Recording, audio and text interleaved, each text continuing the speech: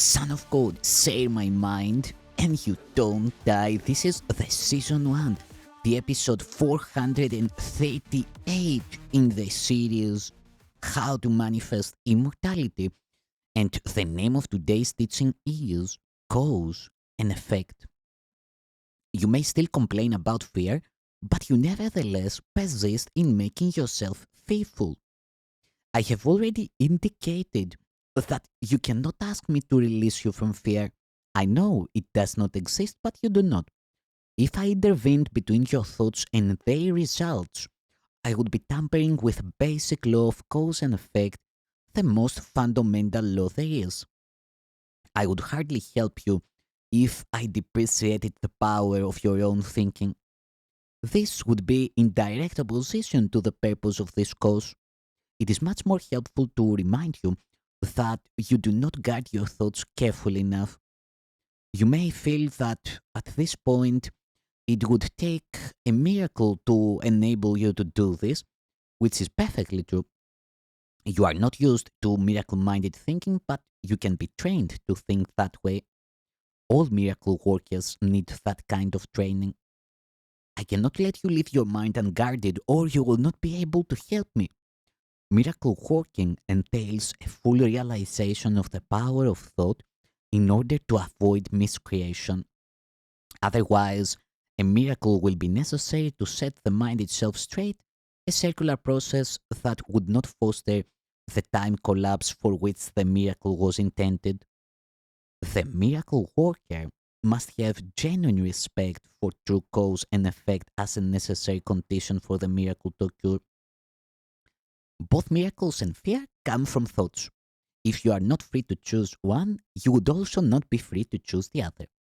By choosing the miracle, you have rejected fear, if only temporary. You have been fearful of everyone and everything.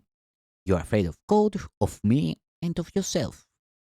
You have misperceived or miscreated us and believe in what you have made. You would not have done this if you were not afraid of your own thoughts. The fearful must miscreate because they misperceive creation. When you miscreate, you are in pain. The cause and effect principle now becomes a real expenditure, though only temporarily. Actually, cause is a term properly belonging to God, and his effect is his Son. This entails a set of cause and effect relationships totally different from those you introduce into miscreation. The fundamental conflict in this world then is between creation and miscreation.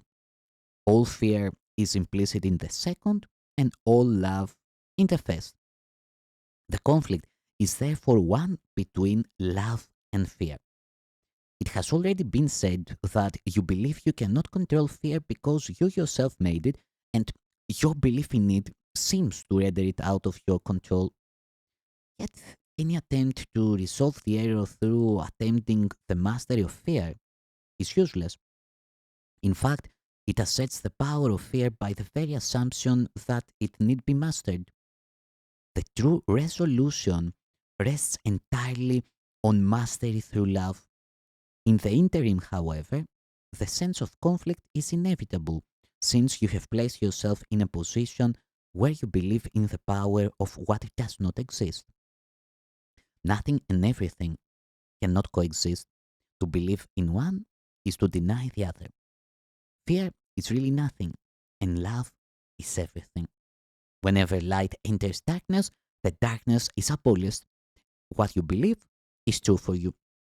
In this sense, the separation has occurred, and to deny it is merely to use denial inappropriately. However, to concentrate on error is only a further error. The initial corrective procedure is to recognize temporarily that there is a problem, but only as an indication that immediate correction is needed. This establishes a state of mind in which the atonement can be accepted without delay. It should be emphasized, however, that ultimately no compromise is possible between everything and nothing. Time is essentially a device by which all compromise in this respect can be given up. It only seems to be abolished by degrees because time involves intervals that do not exist. Miscreation made this necessary as a corrective device.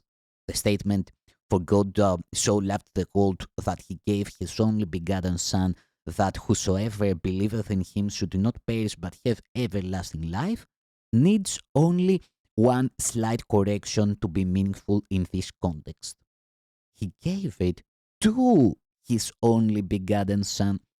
It should especially be noted that God has only one Son. If all his creations are his sons, everyone must be an integral part of the whole sonship. The sonship in its oneness transcends the sum of its parts. However, this is obscured as long as any of its parts is missing. That is why the conflict cannot ultimately be resolved until all the parts of the sonship have returned. Only then can the meaning of wholeness in the true sense be understood. Any part of the sonship can believe in error or incompleteness if he so chooses. However, if he does so, he is believing in the existence of nothingness. The correction of this error is the atonement. I have already briefly spoken about readiness, but some additional points might be helpful here. Readiness is also is only the prerequisite for accomplishment. The two should not be confused.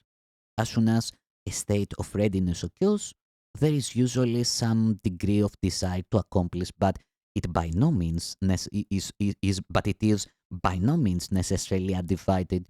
The state does not imply more than the potential for a change of mind. Confidence cannot develop fully until mastery has been accomplished. We have already attempted to correct the fundamental error that fear can be mastered, and have emphasized that the only real mastery is through love. Readiness is only the beginning of confidence. You may think this implies that an enormous amount of time is necessary between readiness and mastery, but let me remind you that time and space are under my control.